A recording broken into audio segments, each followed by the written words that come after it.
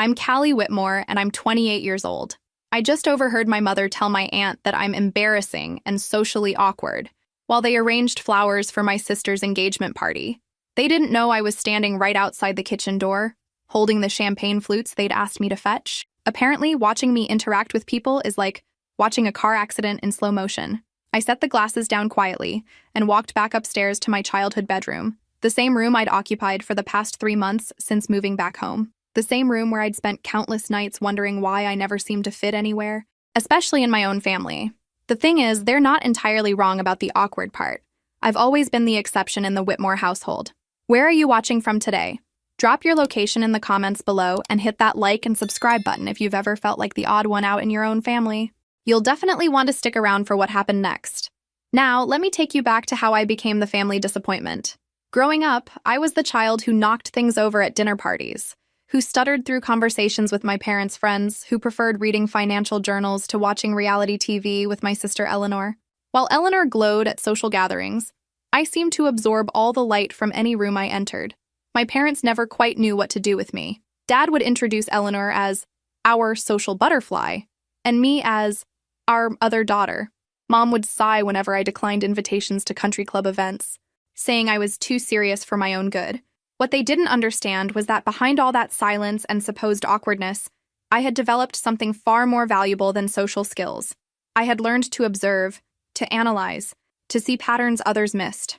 While Eleanor was perfecting her small talk, I was teaching myself advanced financial modeling. While she was planning sorority events, I was building a consulting business from my dorm room, but none of that mattered at family gatherings. What mattered was that Eleanor could make their friends laugh, while I made them uncomfortable with my directness. Eleanor knew exactly what to say at charity luncheons, while I asked inconvenient questions about where the money actually went. I remember the exact moment I realized I would always be the disappointment. I was 15, and we were at the Richardsons' annual Christmas party. Eleanor, just 13, was effortlessly charming a group of adults with some story about her tennis instructor. Meanwhile, I was standing alone by the dessert table, having accidentally offended Mrs. Patterson by pointing out that her exclusive investment opportunity sounded suspiciously like a pyramid scheme. Dad found me there and said, "Callie, can't you just try to be normal? For once?" Normal, as if being intelligent was a character defect I could simply choose to overcome. That night, I made a decision. If I couldn't be the daughter they wanted me to be, I would become someone they couldn't ignore. I just had no idea it would take 13 years and a completely separate identity to make that happen. The engagement party was in full swing downstairs. I could hear Eleanor's laughter mixed with the clinking of glasses and the murmur of congratulations. In about an hour, she would announce her engagement to Nathan Caldwell, heir to one of the most prominent families in the state. What my family didn't know was that 8 months earlier, I had saved Nathan's family from complete financial ruin. Chapter 2. Eleanor's engagement announcement went exactly as expected. She stood on the marble staircase in our family's foyer, radiant in a cream-colored dress that probably cost more than most people's monthly salary, while Nathan wrapped his arm around her waist with the confidence of someone who'd never doubted his place in the world. "We're so excited to share our news with all of you," Eleanor beamed, her engagement ring catching the light from the crystal chandelier. Nathan proposed last weekend at his family's estate in Martha's Vineyard. The crowd erupted in applause. I watched from the back of the room, noting how perfectly choreographed everything felt. Eleanor had always been good at creating moments that looked like they belonged in a magazine. Nathan's parents, Margaret and Charles Caldwell, stood near the front, beaming with the kind of pride that comes from securing an advantageous alliance. Margaret wore pearls that had probably been passed down through generations, while Charles had the bearing of a man accustomed to having his opinions matter. "The wedding will be next Christmas," Eleanor continued, a winter wonderland theme at the Caldwell estate. More applause. More congratulations. I found myself analyzing the crowd's reaction, noting who seemed genuinely pleased versus who was simply performing the appropriate social responses. A habit that probably made me seem even more antisocial. But old patterns die hard. "Callie," Mom appeared beside me, her smile bright but her voice low. "Come say hello to the Caldwells properly. They're going to be family now." I followed her through the crowd, observing Margaret and Charles more closely as we approached.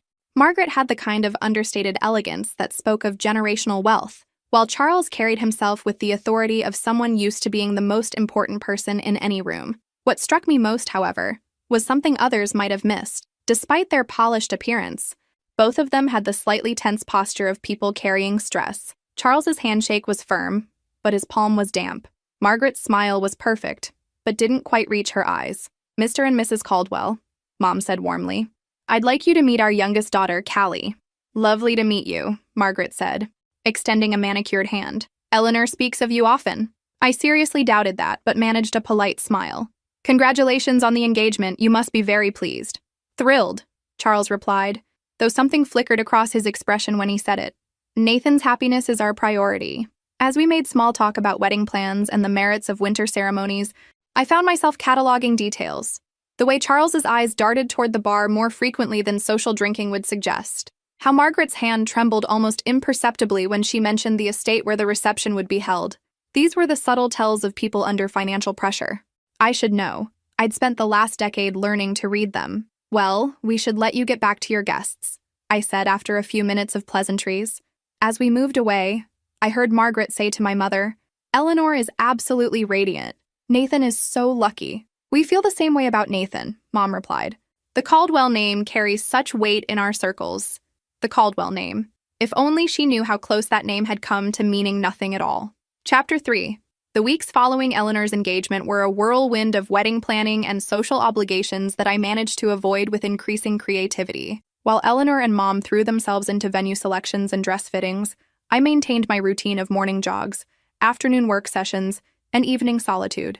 My consulting business had grown steadily over the past few years, allowing me to work remotely and maintain a carefully cultivated anonymity. Most of my clients knew me only as C. Whitmore, a financial strategist who specialized in crisis management and restructuring. I preferred it that way: clean, professional, detached. Eleanor found me in the garden one Saturday afternoon, where I was reading quarterly reports while she practiced wedding poses for her Instagram feed. "God, Callie, could you be any more antisocial?" she said, lowering her phone. "Mom wants us to go dress shopping tomorrow, and you've already found 3 excuses not to come." "I have work to do," I replied, without looking up from my documents. "Work," she laughed, settling onto the bench beside me. "Your little consulting thing isn't exactly a real career, you know. It's more like a hobby that pays." I marked my place in the report and looked at her. Eleanor had inherited our mother's beauty and our father's charm, a combination that had opened doors for her since childhood. What she hadn't inherited was any understanding of what actual work looked like. "My little consulting thing pays more in a month than most people make in a year," I said evenly. "Sure it does." She rolled her eyes. "Look, I know you're jealous about the engagement, but you don't have to be such a hermit about it. Nathan has friends, you know. We could set you up with someone." Jealous? The assumption was so predictable it was almost amusing. "I'm not jealous, Eleanor. I'm busy." "With what? Reading those boring financial things?" She gestured at my reports with distaste. "When's the last time you went on a date? Or to a party? Or did anything that didn't involve spreadsheets?" I closed the report and studied my sister's face. Eleanor genuinely believed that everyone wanted what she had: the attention, the social status, the picture-perfect romance with a well-connected man. The possibility that someone might want something entirely different was beyond her comprehension. "I'm happy for you," I said finally. "The wedding will be beautiful. And Nathan seems like a good match." Her expression softened slightly. "He is, and his family is amazing. They have this incredible estate, and Charles is so successful. Did you know they own 3 companies? Actually, I knew they owned 5 companies, 3 of which had been on the verge of bankruptcy 6 months ago. But I just nodded politely. "Margaret has been so welcoming too," Eleanor continued. "She's already talking about me joining the hospital board and the Arts Foundation. I'll finally have the kind of platform I've always wanted. A platform built on a fortune I had saved, though Eleanor would never know that." "That sounds perfect for you," I said, meaning it. Eleanor thrived on social recognition, and meaningful causes gave her a sense of purpose beyond her own happiness. "You should really come dress shopping with us," she said, standing up and smoothing her designer jeans. "Mom thinks you're depressed or something. She's worried about you." "I'm not depressed. I'm just not particularly social." "Same difference," she shrugged. "But seriously, try to make an effort, okay? The Caldwells are important people and first impressions matter." As she walked away, I realized that Eleanor had inadvertently identified the exact problem. To our family, I would always be a first impression liability. Too serious, too direct, too uncomfortable with the performative aspects of their social world. What none of them understood was that I had already made my first impression with the Caldwells. They just didn't know it yet. Chapter 4. The conversation that changed everything happened on a Tuesday evening in November. I was in the kitchen, making tea and reviewing contracts for a new client, when I heard voices from the dining room. Mom and Dad were entertaining the Caldwells for dinner, along with Eleanor and Nathan. I hadn't planned to eavesdrop, but Margaret Caldwell's voice carried clearly through the open doorway. "We're so excited about the Christmas wedding," she was saying. "Our family always does Christmas Eve dinner at the estate. It's become quite a tradition over the years." "That sounds wonderful," Mom replied. "We'll have to coordinate our own family gathering around it." "Actually," Dad interjected, "Daddy," and I could hear the careful diplomacy in his voice. "We were hoping to spend Christmas with both of our daughters this year. It's been challenging to find time when everyone's schedules align." There was a pause, and I found myself moving closer to the doorway. "Both daughters?" Charles asked, his tone neutral but curious. "Eleanor's younger sister, Callie," Mom explained quickly. She tends to be rather shy at social gatherings." Another pause. I could practically feel the wheels turning in Margaret's mind. "Perhaps it would be better to keep Christmas dinner intimate this first year," she said diplomatically. "Just immediate family while everyone gets acquainted." My father cleared his throat. "Of course, we understand completely. Family dynamics can be complicated." "Exactly." I could hear the relief in Mom's voice. "Callie tends to be a bit overwhelming in social situations. She asks too many questions and doesn't really understand social cues."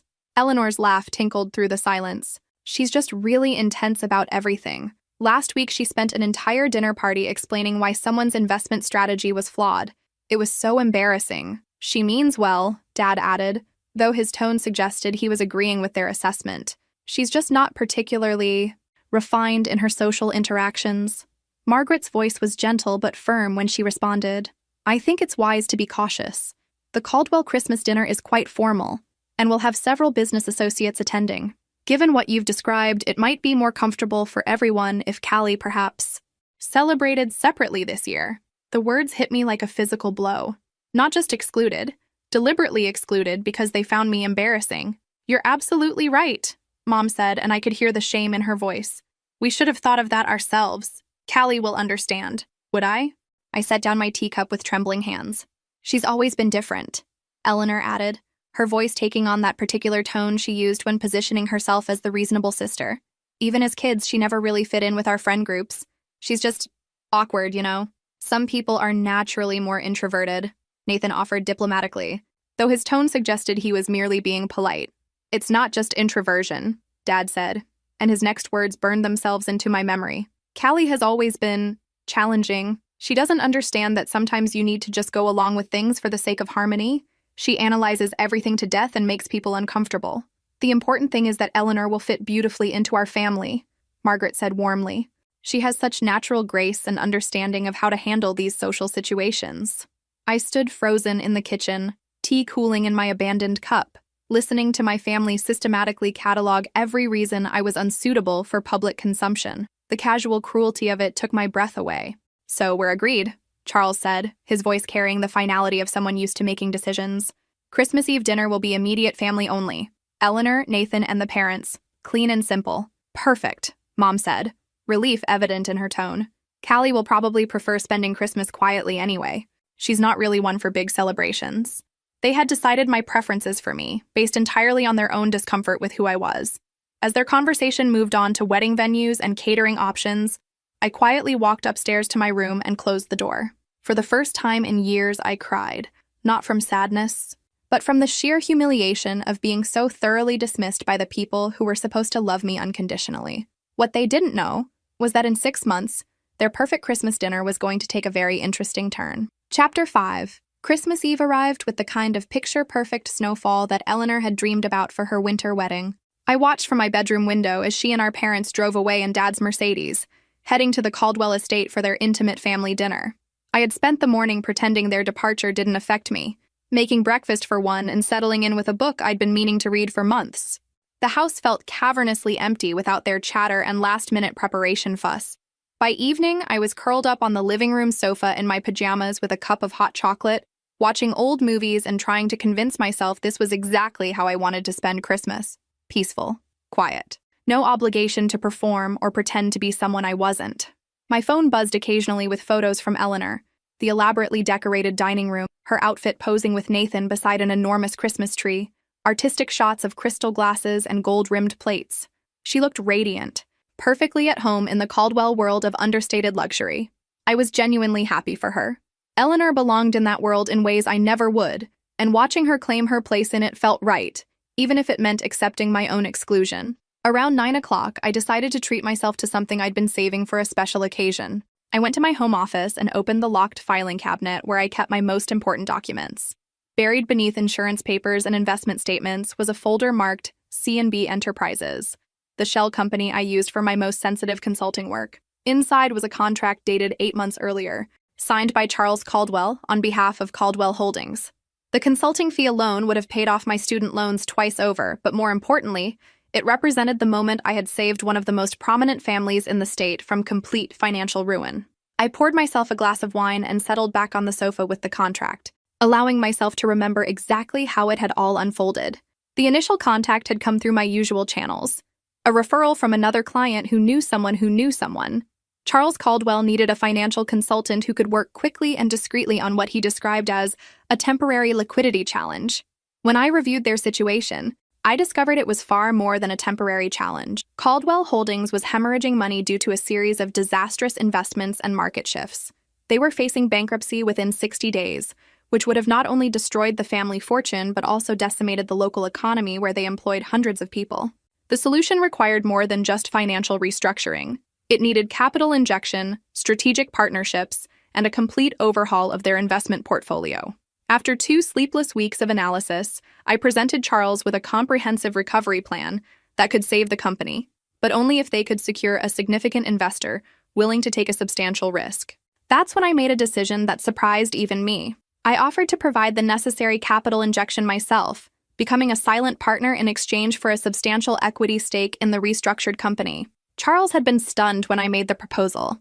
My consulting fee alone suggested I was successful, but offering to invest millions in his failing company implied a level of wealth he hadn't expected from a consultant who operated out of anonymity. The truth was, I had been fortunate in ways my family never knew. My grandmother's unexpected inheritance when I turned 25, combined with several well-timed investments in early-stage technology companies during college, had given me financial freedom that even I sometimes found hard to believe. While my family assumed I was barely making ends meet with my little consulting business, I had quietly built a portfolio that afforded me independence most people could only dream of. "This is extremely generous," he had said during our final meeting. "Are you certain you want to take on this level of risk?" "I've done my homework," I replied simply. "With the right changes, Caldwell Holdings will not only recover but thrive. Consider this an investment in proven potential." The partnership agreement was structured to keep my personal life completely separate from company operations. I would remain a silent partner, with Charles maintaining full operational control, while implementing the strategic changes we had developed together. He knew my professional identity as C. Whitmore, but had no reason to connect that to the Whitmore family he would soon be joining through marriage. 9 months later, Caldwell Holdings was not only solvent but posting record profits.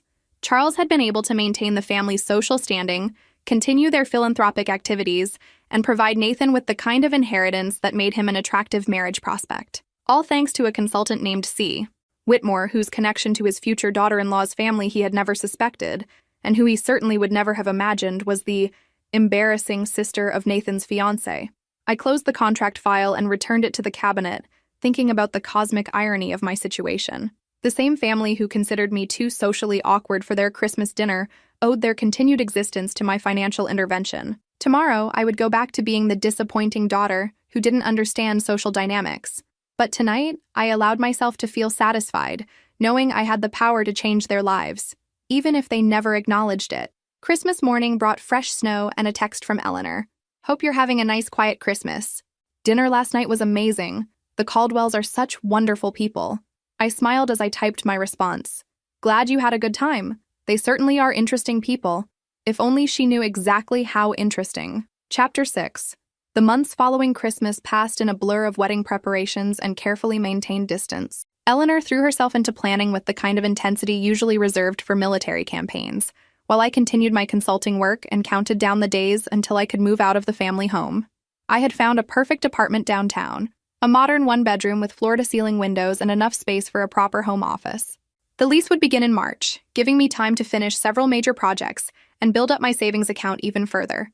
My family seemed relieved that I was moving out, though they framed it as me needing more independence, rather than acknowledging that my presence had become an ongoing source of tension for them. "It'll be good for you to get out there and meet people your own age," Mom said as she helped me pack books. Maybe you'll even find someone special once you're not buried in those financial reports all the time. I didn't bother explaining that I had no interest in getting out there, or that my financial reports were currently funding the lifestyle of her future in-laws. Some conversations weren't worth having. Eleanor was deep into final wedding preparations, transforming from my occasionally thoughtless sister into a full-blown bridezilla. Everything had to be perfect for her Christmas Eve ceremony, from the exact shade of white for her dress to the specific variety of roses for her bouquet. I want it to look like a fairy tale, she explained during one of her planning sessions at the kitchen table. Margaret says the estate looks magical in winter, especially with snow. I was only half listening as I reviewed client emails, but something in her tone caught my attention. Margaret's been very involved in the planning?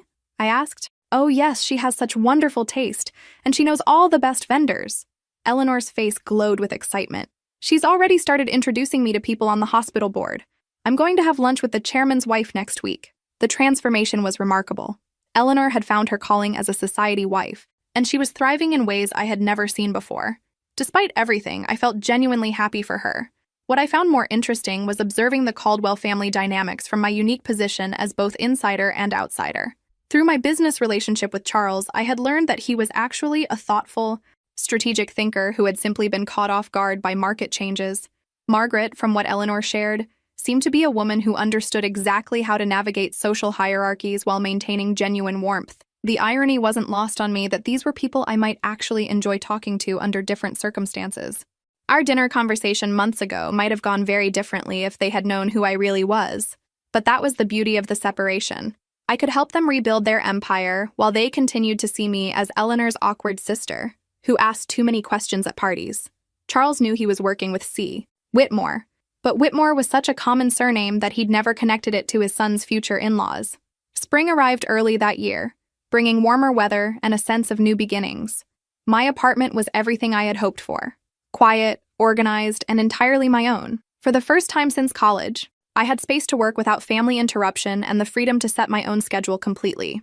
Eleanor's wedding was still 8 months away, but the planning had reached a fever pitch. She had assembled binders full of vendor information, fabric swatches, and venue photographs that she consulted with the dedication of a graduate student writing her thesis.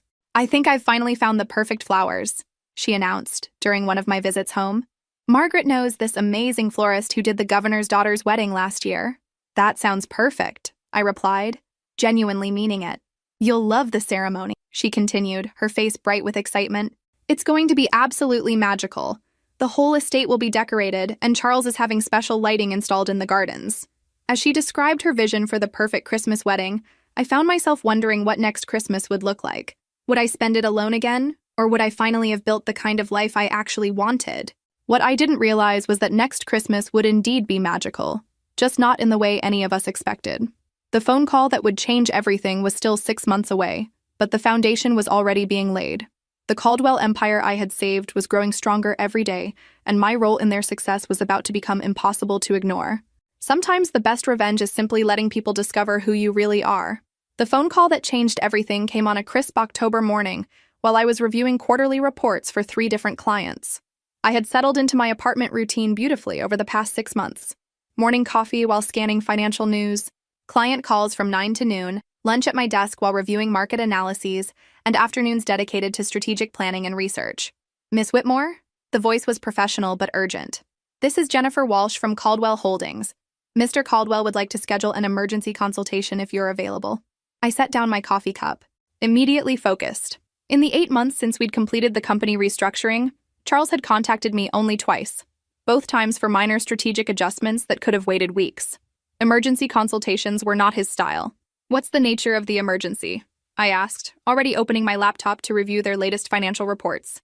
I'm not entirely sure of the details, Jennifer admitted, but he mentioned something about a potential acquisition opportunity that has a very tight timeline. He said to tell you it's regarding expanding our sustainable business portfolio. He thought you'd understand what that meant.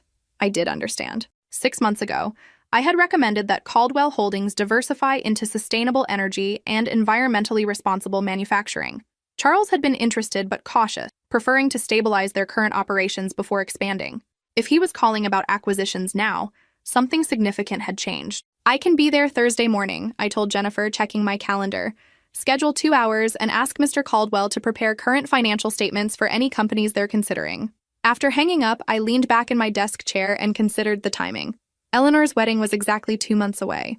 The Caldwell family was presumably focused on final preparations, guest lists, and the dozens of details that went into hosting a society wedding. For Charles to be pursuing major business opportunities during this period suggested either exceptional circumstances or exceptional confidence in his company's current stability. Probably both, given that their recent quarterly reports showed profits exceeding projections by nearly 30%. Thursday morning arrived gray and drizzly, the kind of weather that made me grateful for my reliable Honda Civic and practical raincoat. I drove to the Caldwell Holdings headquarters in downtown, a building I had never actually visited despite having saved the company that occupied its top 3 floors. The lobby was impressive: marble floors, contemporary artwork, and the kind of understated elegance that spoke of old money tastefully modernized. I gave my name to the receptionist, who directed me to the executive elevator with the kind of deference reserved for important visitors. Charles Caldwell's office occupied a corner of the building's top floor, with windows offering sweeping views of the city and harbor beyond. When his assistant ushered me in, I found him standing at those windows, hands clasped behind his back, looking every inch the successful businessman who had built an empire through careful strategy and calculated risks. He turned as I entered, and his face broke into the kind of genuine smile I remembered from our previous meetings. Charles had always treated me with professional respect, rather than the condescension I sometimes encountered from male clients, who assumed my gender meant I couldn't understand complex financial structures. "Miss Whitmore," he said, crossing the room to shake my hand. "Thank you for making time on such short notice. I hope I didn't disrupt any important projects." "Not at all," I replied, settling into one of the leather chairs arranged around his conference table. Jennifer mentioned an acquisition opportunity. "What kind of timeline are we working with?" Charles opened a thick folder and spread several documents across the table. 3 weeks, he said simply. "There's a manufacturing company in Pennsylvania, Henderson Industrial, that's been struggling since the owner's death 6 months ago.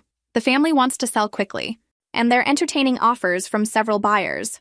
I scanned the preliminary financial statements he handed me, noting immediately why the company had caught his attention. Henderson Industrial manufactured components for renewable energy systems, exactly the kind of sustainable business we had discussed as a strategic expansion opportunity. "The numbers look promising," I said after several minutes of review.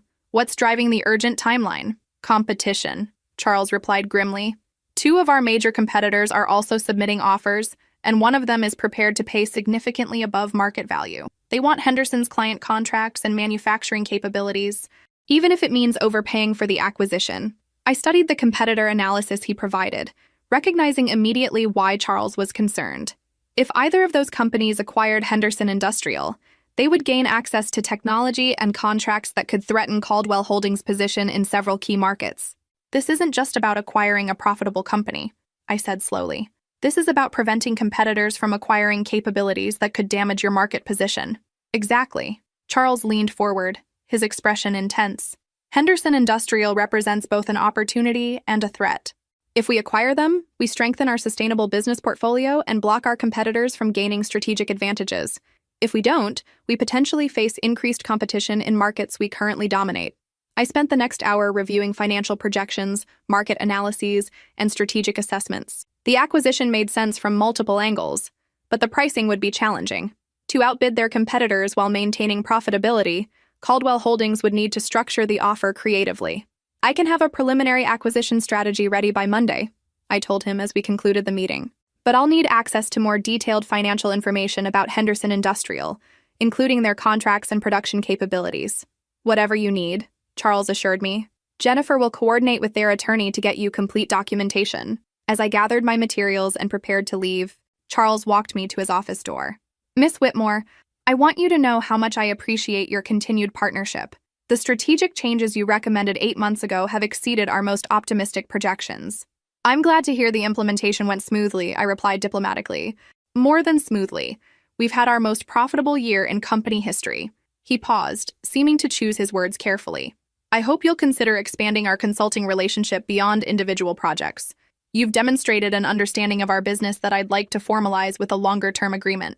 The offer was tempting from both financial and professional perspectives. Caldwell Holdings was exactly the kind of stable, growth-oriented company I enjoyed working with, and Charles was the rare client who actually implemented recommendations without endless second-guessing. Let's see how the Henderson acquisition proceeds, I said finally. If we can structure this deal successfully, I'd be interested in discussing a more comprehensive partnership. Driving home through the afternoon drizzle, I found myself thinking about the strange irony of my situation. In 3 hours, I had discussed a multi-million-dollar acquisition with one of the state's most prominent businessmen, who treated me as a valued strategic partner and sought my advice on major corporate decisions. Tonight, I would probably receive a text from Eleanor asking if I planned to attend her bridesmaid's luncheon, followed by a gentle suggestion that I try to be more social and less intense when meeting her future in-laws. What do you think will happen next when these two worlds finally collide? Chapter 8. The Henderson Industrial acquisition consumed the next 3 weeks of my life in the most exhilarating way possible. I threw myself into due diligence with the kind of intensity that had made me successful, working 16-hour days and surviving on coffee and takeout while building the most comprehensive acquisition strategy of my career. The challenge wasn't just structuring a competitive offer. It was creating a proposal that would appeal to the Henderson family's emotional priorities while outmaneuvering two well-funded competitors who were willing to overpay for strategic advantage. After extensive research into the family dynamics, I discovered that Henderson Industrial had been founded by Robert Henderson's grandfather in 1952. 3 generations of the family had worked in the business, and Robert's sudden death from a heart attack had left his widow and 2 adult children struggling to maintain operations they didn't fully understand. The key insight came during my second phone conversation with Rebecca Henderson, Robert's daughter, who had reluctantly taken over administrative responsibilities. She mentioned almost casually that her father had always worried about what would happen to the company's employees if the business was sold to a larger corporation. Dad used to say that big companies see workers as numbers on a spreadsheet, she told me. He made me promise to try to find a buyer who would keep the Henderson Industrial name and maintain our employee benefits program. That conversation changed my entire approach to the acquisition. Instead of focusing purely on financial terms, I restructured the proposal to emphasize Caldwell Holdings' commitment to maintaining Henderson Industrial as an independent subsidiary, preserving both the company name and existing employee benefits while providing opportunities for growth and expansion. Charles was initially skeptical when I presented this strategy during our Friday afternoon meeting. We're essentially agreeing to constraints that our competitors won't accept, he pointed out, studying the proposal I had outlined. That could put us at a disadvantage if they're offering higher purchase prices. Not if the Henderson family values legacy over maximum profit, I replied, spreading out my research on the family's decision-making priorities. Rebecca Henderson is the primary decision-maker, and she's motivated by honoring her father's wishes more than maximizing her inheritance. Our proposal positions us as the buyer who will preserve what Robert Henderson built, rather than dismantling it for parts. Charles reviewed my analysis for several minutes, then looked up with the kind of expression I had learned to recognize as his strategic thinking face. You're recommending we compete on values rather than price, he said slowly. I'm recommending we compete on understanding what the sellers actually want to achieve, I corrected. Rebecca Henderson has enough money from her father's life insurance to live comfortably regardless of the sale price. What she doesn't have is peace of mind about betraying his legacy. The strategy worked better than I had dared to hope. When we submitted our proposal the following Wednesday, Rebecca Henderson called Charles personally within 24 hours to schedule a meeting. Our competitors had submitted higher offers, but Caldwell Holdings was the only buyer who had addressed the family's concerns about preserving the company culture and employee welfare. The final negotiation took place on a Thursday afternoon at Henderson Industrial's headquarters in Pennsylvania.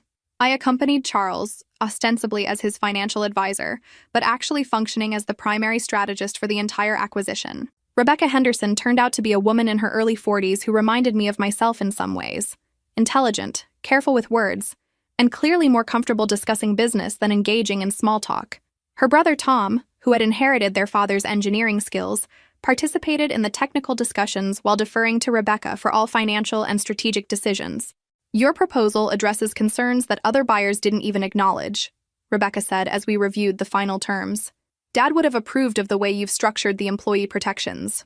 Charles handled the negotiation with exactly the right combination of respect and professionalism, acknowledging Robert Henderson's legacy while outlining specific plans for expanding the company's capabilities under Caldwell Holdings ownership.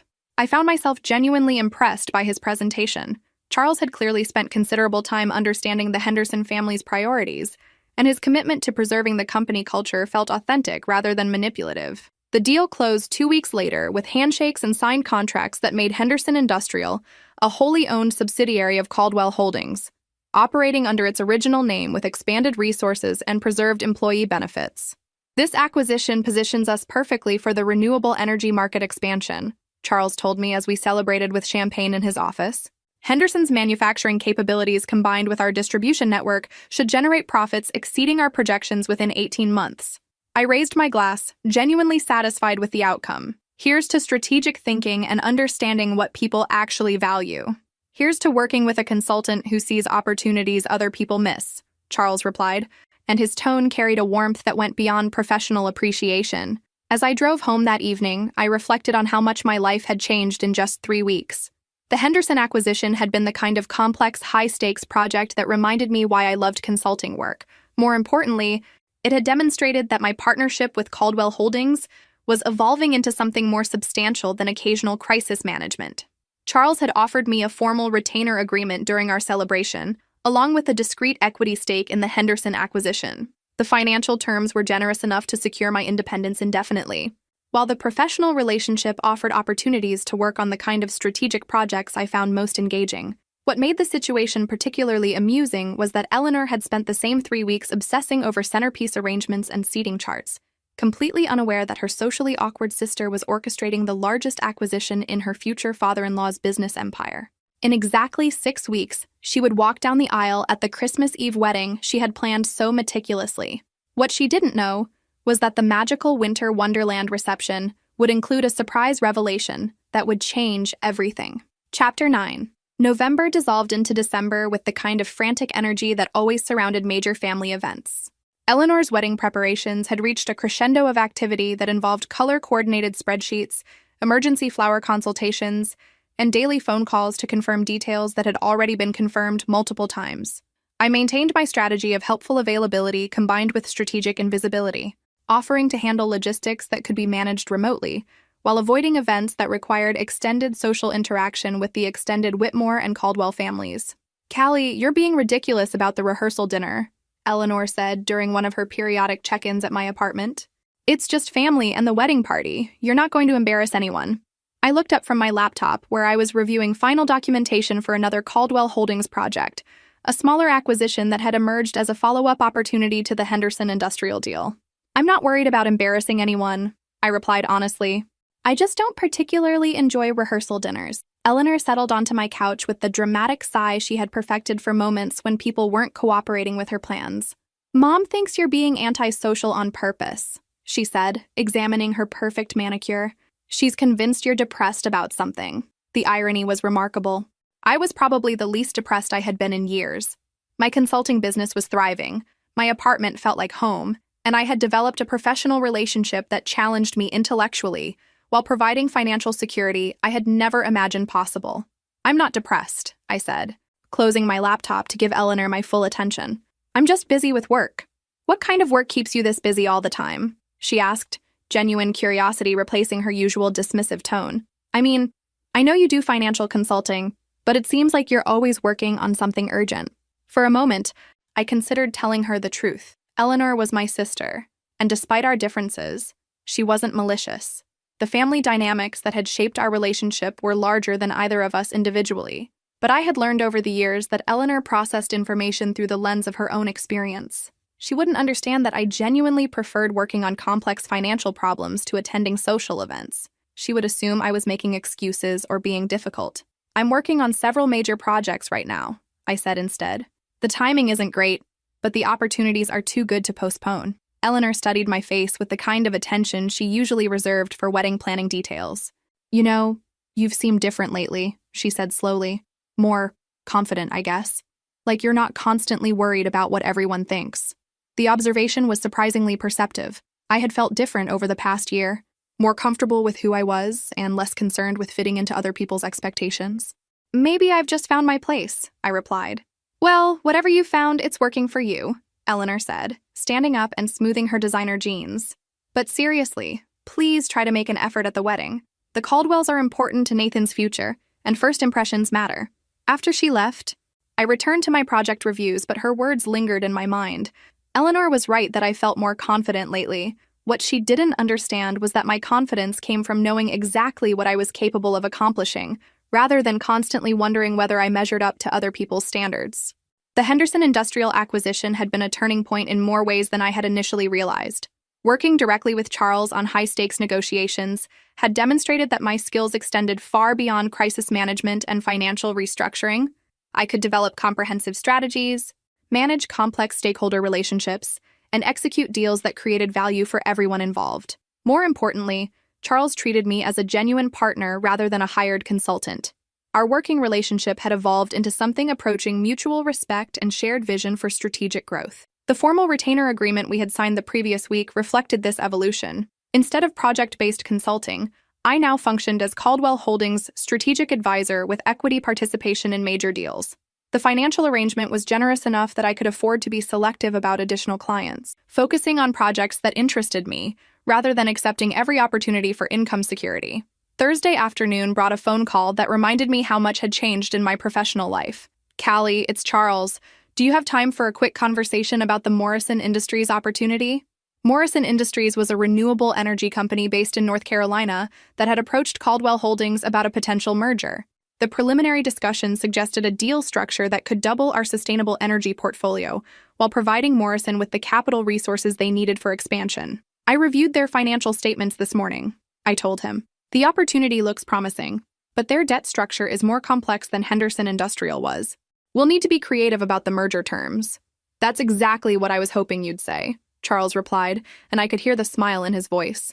"Morrison's CEO is flying up here next week for preliminary negotiations. I'd like you to lead the financial discussions." Leading negotiations rather than providing background analysis represented another evolution in our working relationship. Charles was trusting me with increasingly visible responsibilities, which suggested he valued my judgment beyond technical expertise. "I'll prepare a comprehensive analysis and proposed merger structure by Tuesday," I assured him. "Perfect. And Callie, I want you to know how much I appreciate having a strategic partner I can trust completely. It makes a tremendous difference in how aggressively we can pursue these opportunities." After we hung up, I sat at my desk considering the path that had brought me to this point. 18 months ago, I had been the family disappointment who couldn't manage normal social interactions. Today, I was a strategic partner in one of the state's most successful companies, leading negotiations that would shape our expansion into emerging markets. What made the situation particularly satisfying was that my success had nothing to do with changing who I was to fit other people's expectations. I had succeeded by leveraging my natural analytical abilities and strategic thinking skills, working in environments that valued results over social performance. In 2 weeks, Eleanor would marry into the family whose business empire I had helped save and build. The wedding would be everything she had dreamed of: elegant, perfectly coordinated, and attended by the kind of people who mattered in their social world. And somewhere during that magical Christmas Eve celebration, they were going to discover exactly who I really was. Chapter 10. The week before Eleanor's wedding passed in a blur of final preparations, family arrivals, and carefully orchestrated events designed to showcase the perfect union of two prominent families. I maintained my usual strategy of helpful efficiency, combined with social minimalism, handling logistics and remaining largely invisible during gatherings that required extended interaction with guests. Monday brought Eleanor's bridesmaids' luncheon, which I attended despite my general aversion to events centered around wedding-related bonding. The restaurant was one of those places that specialized in elaborate salads and champagne cocktails, decorated for the occasion with white roses and gold ribbon that matched Eleanor's wedding color scheme. I found myself seated between Nathan's sister Amanda and Eleanor's college roommate Sarah, both of whom seemed genuinely pleasant but occupied entirely different social universes than I did. Amanda worked in fashion marketing and spoke enthusiastically about upcoming runway shows, while Sarah had recently returned from a European vacation that provided endless material for Instagram-worthy anecdotes. "Callie, Eleanor tells me you work in finance," Amanda said during the appetizer course. "That must be fascinating." The polite interest in her voice suggested she was making conversation rather than expressing genuine curiosity, but I appreciated the effort. "It can be," I replied diplomatically. "I work primarily with strategic consulting and corporate restructuring." "Like helping companies when they're in trouble?" Sarah asked, pausing in her description of a cathedral in Barcelona. "Sometimes. More often it's about identifying opportunities for growth and expansion." The conversation moved on to safer topics like wedding planning and holiday traditions, allowing me to retreat into my preferred role of interested observer. I watched Eleanor hold court at the head of the table, radiant with happiness and completely in her element as the center of attention. What struck me most was how naturally she assumed that everyone shared her enthusiasm for wedding details and romantic traditions. Eleanor genuinely couldn't understand why someone might prefer discussing market analysis to flower arrangements, but she wasn't deliberately dismissive about it. She simply operated from the assumption that her priorities were universal. Tuesday evening brought the formal rehearsal dinner at the country club, an event I couldn't avoid despite my general preference for smaller gatherings. The club's private dining room had been decorated to complement the wedding's winter wonderland theme, with silver and white linens, crystal candlesticks, and centerpieces that managed to look both elegant and festive. I arrived precisely on time, wearing a navy dress that Mom had deemed appropriate but not attention-grabbing, and found my assigned seat at a table with various extended family members and family friends. The seating arrangement had clearly been designed to separate me from the head table where Eleanor, Nathan, and both sets of parents would hold court. Charles and Margaret Caldwell looked exactly as I remembered them from Eleanor's engagement party, polished, confident, and completely at ease in social situations that required gracious conversation with relative strangers. Charles wore a perfectly tailored dark suit, while Margaret had chosen a sophisticated burgundy dress that complemented her silver hair beautifully. What I found most interesting was observing them interact with my parents. Dad clearly admired Charles's business acumen and asked knowledgeable questions about market conditions and industry trends. Mom seemed genuinely charmed by Margaret's combination of warmth and sophistication, eagerly discussing their shared involvement in various charitable organizations. The evening progressed exactly as these events always did. Multiple toasts, carefully coordinated speeches, and the kind of comfortable socializing that came naturally to everyone except me. I managed appropriate responses to dinner conversation while mentally reviewing the Morrison Industries merger analysis I would be presenting the following week.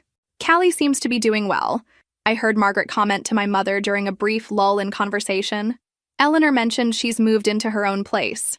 Yes, she's found a lovely apartment downtown, Mom replied, and I could hear the subtle relief in her voice. It's been good for her to have more independence.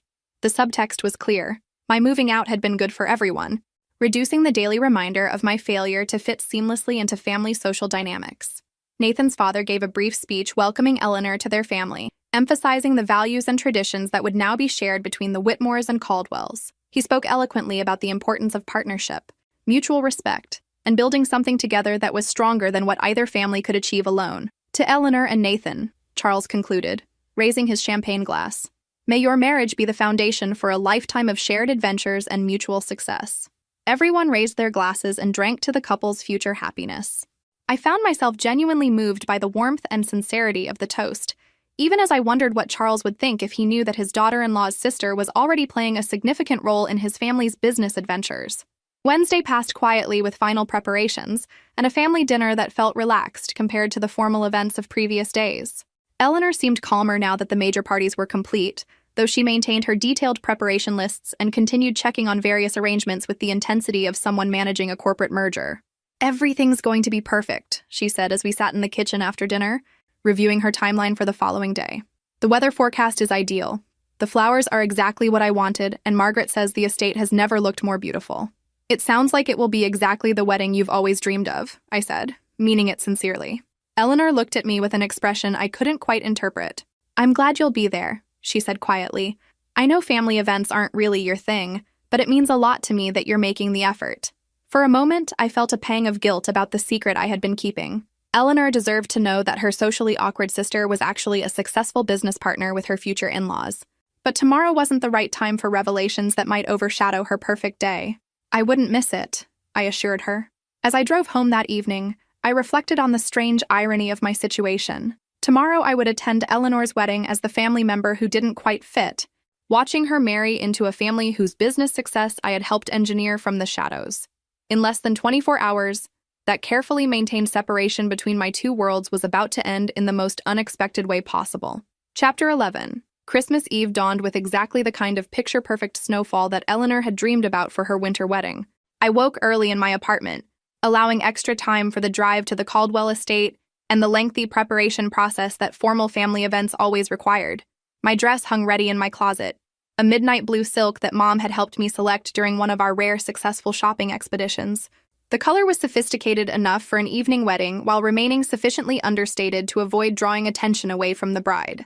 By noon, I was dressed and driving through light snow toward the Caldwell estate, located on several hundred acres of pristine countryside about 30 minutes outside the city. I had seen photographs of the property in various society publications, but experiencing it in person was genuinely impressive. The main house was a classic Georgian colonial that had been beautifully maintained and tastefully modernized over the decades. Today it was decorated for Christmas with understated elegance. Evergreen swags on the columns, white lights outlining the roofline, and massive wreaths flanking the front entrance. The effect was magical without being ostentatious. Wedding guests were beginning to arrive as I pulled into the designated parking area, guided by uniformed attendants who managed traffic flow with military precision.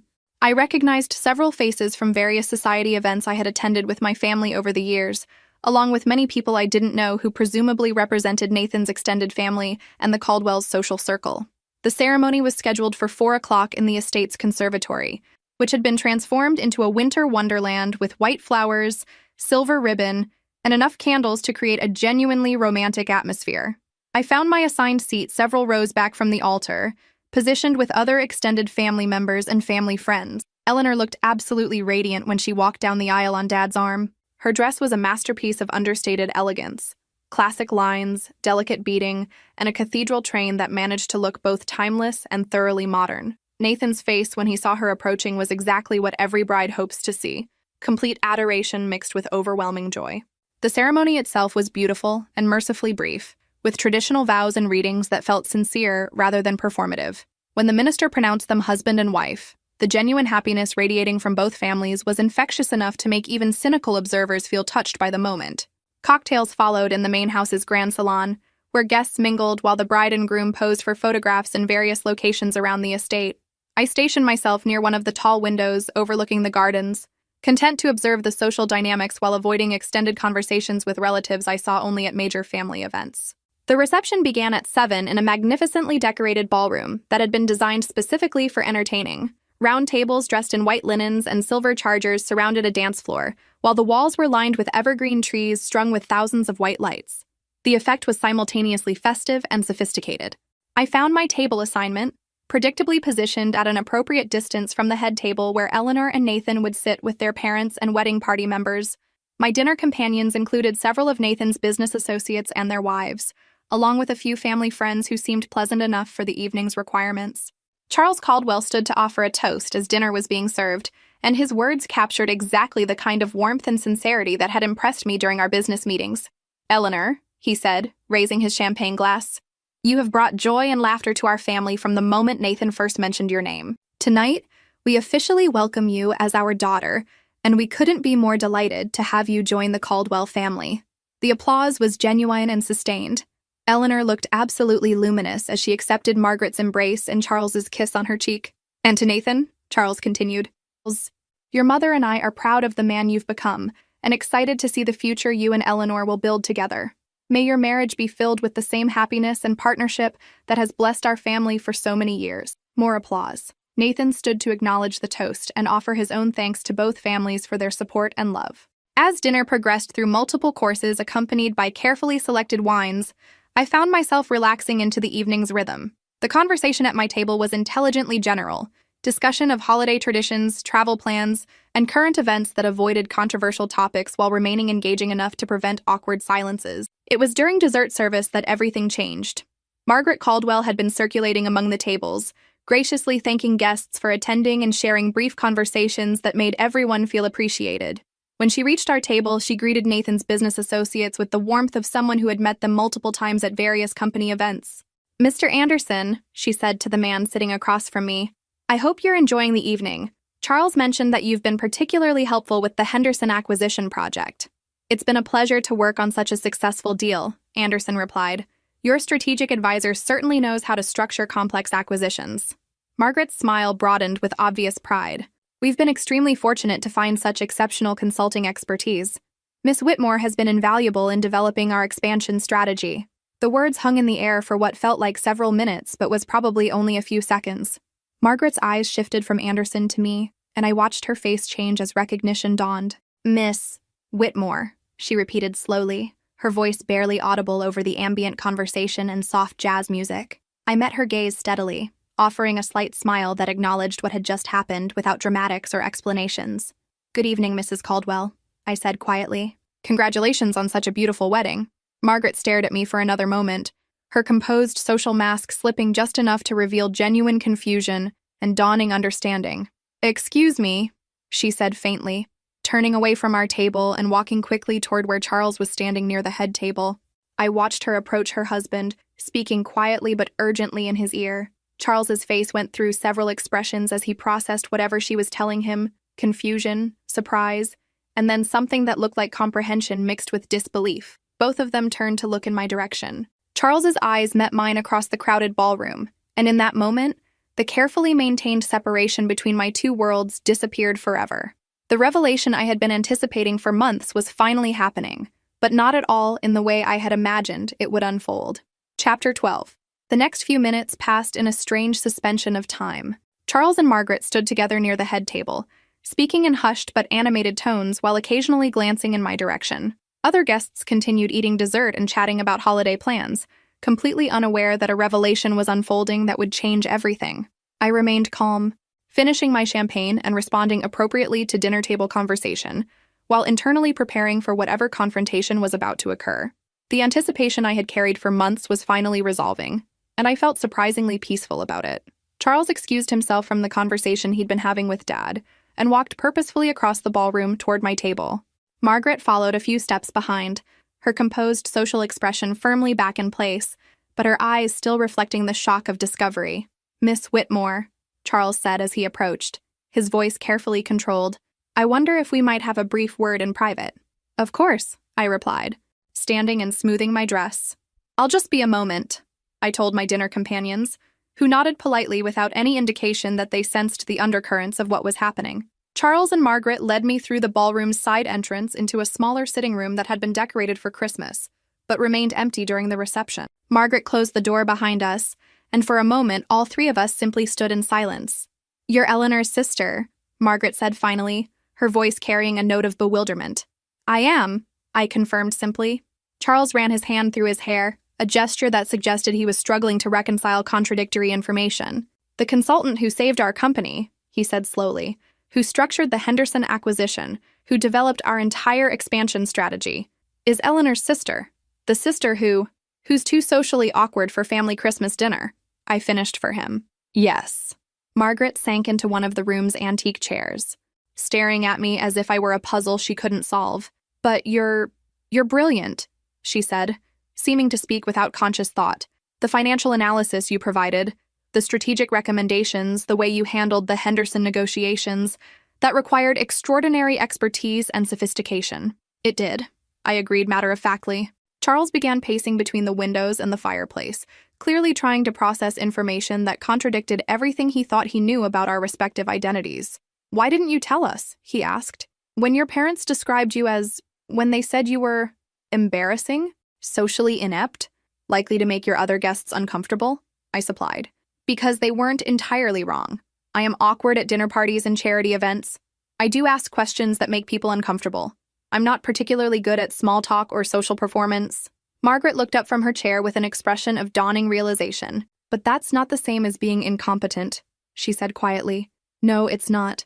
But for most of my life, my family has treated social awkwardness and professional competence as mutually exclusive." I moved to stand near the fireplace, where family photographs dating back several generations created a visual timeline of Caldwell family history. "Your parents have no idea," Charles said, and it wasn't a question. "None whatsoever. They know I do financial consulting, but they assume it's small-scale work that pays adequately, but isn't particularly significant.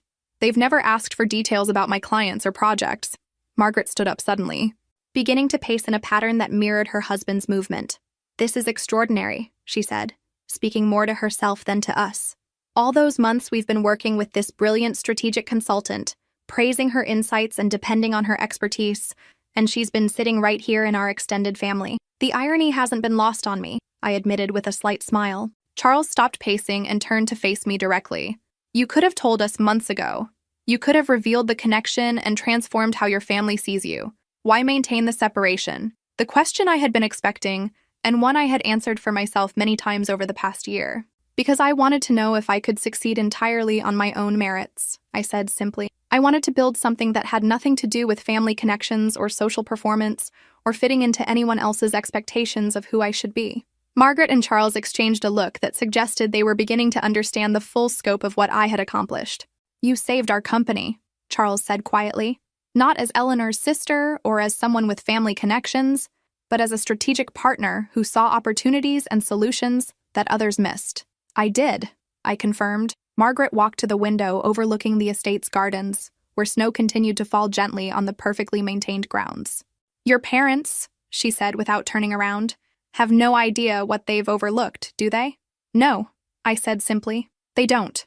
Charles cleared his throat, and when I looked at him, his expression had shifted from confusion to something approaching respect, mixed with amazement. Eleanor's wedding reception is probably not the appropriate place for this conversation, he said formally. But I want you to know that discovering this connection doesn't change my assessment of your professional capabilities. If anything, it increases my respect for what you've accomplished. I appreciate that, I replied sincerely.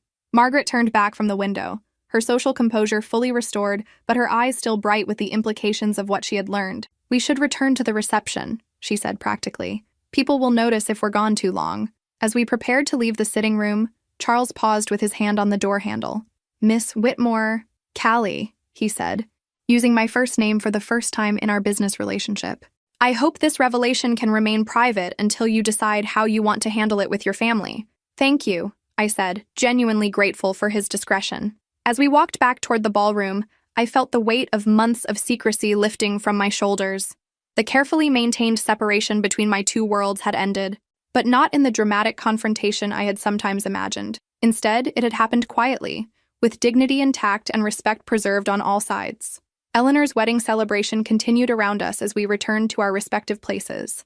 The bride and groom were dancing to their chosen song while guests watched with the kind of sentimental appreciation that made wedding receptions memorable. But everything had changed. Charles and Margaret now knew that the family member they had considered too embarrassing for Christmas dinner was actually the strategic partner who had built their business empire.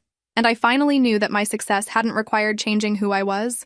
It had simply required finding people who valued what I could actually accomplish. The little sister, who had always been the exception in her own family, had discovered she was exactly who she was supposed to be. If this story resonated with you, make sure to like and subscribe for more stories about finding your own path to success, regardless of family expectations or social limitations.